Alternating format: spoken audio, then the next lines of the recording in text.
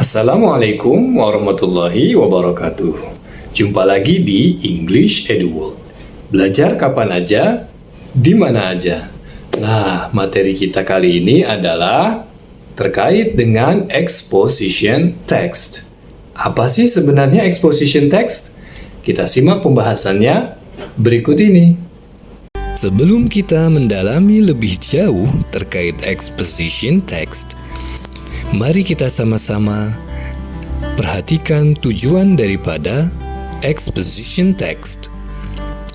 Adapun tujuan daripada exposition text adalah untuk menyodorkan pendapat, ide, pandangan, argumen terkait suatu perkara ataupun sebuah fenomena.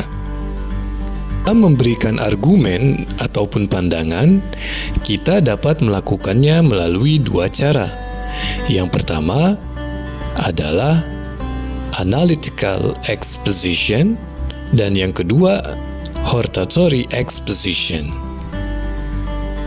Dalam analytical exposition, penulis menyodorkan pandangan, ide, opini, pendapat bahwa suatu topik atau fenomena perlu mendapatkan perhatian, perlu mendapatkan ulasan ataupun penjelasan, tanpa dimunculkannya usaha untuk mempengaruhi ataupun membujuk pembaca untuk memiliki sikap pro atau kontra terhadap sesuatu yang dibahas tersebut. Sebaliknya, dalam hortatory exposition, penulis menyodorkan pandangan, opini ataupun pendapatnya untuk mempengaruhi, membujuk pembaca untuk memiliki sikap pro ataupun kontra terhadap sesuatu yang sedang dibahas. Dengan kata lain, penulis berusaha membujuk, mengajak pembaca untuk melakukan sesuatu. Lebih ringkasnya, analytical exposition bisa kita sebut sebagai argumentative. Sementara hortatory exposition bisa kita sebut dengan persuasive. Terkadang kita sulit membedakan antara analytical exposition dan hortatory exposition. The social function of analytical exposition is to persuade the reader that the idea is important matter. Jadi, fungsi sosial daripada analytical exposition adalah si penulis mengungkapkan sebuah argumen tentang sebuah fenomena yang orang lain dianggap perlu untuk memperhatikan fenomena tersebut. Sedangkan the social function of hortatory exposition is to persuade the readers or listeners that something should or shouldn't be the case. Nah, dalam hortatory exposition, si penulis berusaha mempengaruhi atau membujuk pembaca untuk memiliki sikap terhadap fenomena yang dibahas oleh si penulis. Apakah setuju dengan pendapat dan argumen yang diungkapkan oleh si penulis, atau para pembaca tidak setuju dengan apa yang diungkapkan oleh si penulis? Untuk lebih jelasnya, mari kita lihat generic structure dari masing-masing teks tersebut. Dalam analytical exposition, umumnya struktur paragrafnya adalah thesis, argument, dan rhetorician. Sedangkan pada hortatory exposition, umumnya memiliki struktur thesis, argument, recommendation.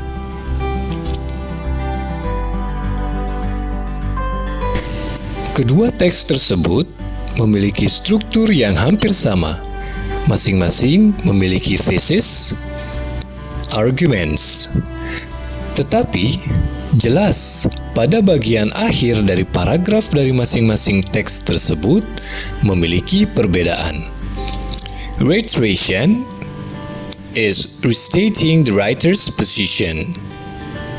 Sedangkan recommendation, what action should be taken or shouldn't be taken. So, do you see the point?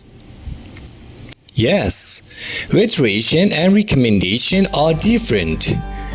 Reiteration dan recommendation berbeda.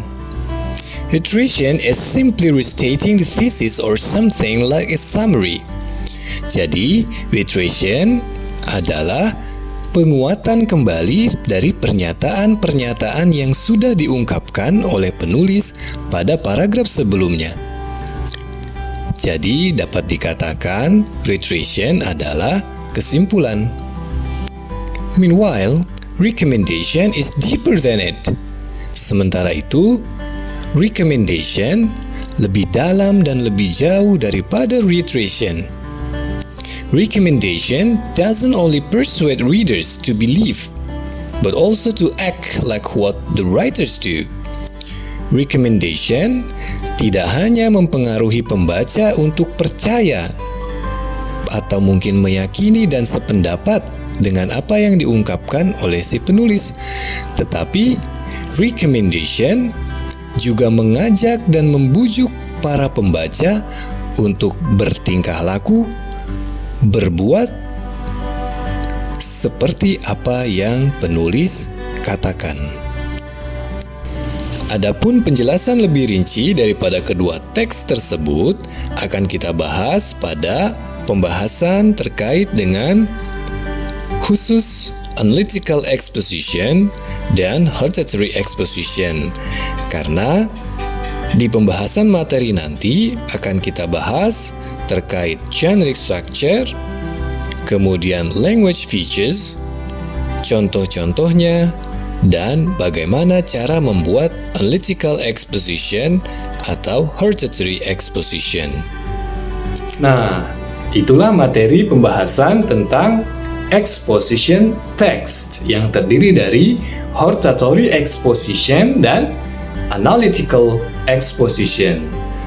Mudah bukan? Bahasa Inggris itu nggak sulit ya. Ayo kita belajar kapan aja, di mana aja. Sampai ketemu lagi.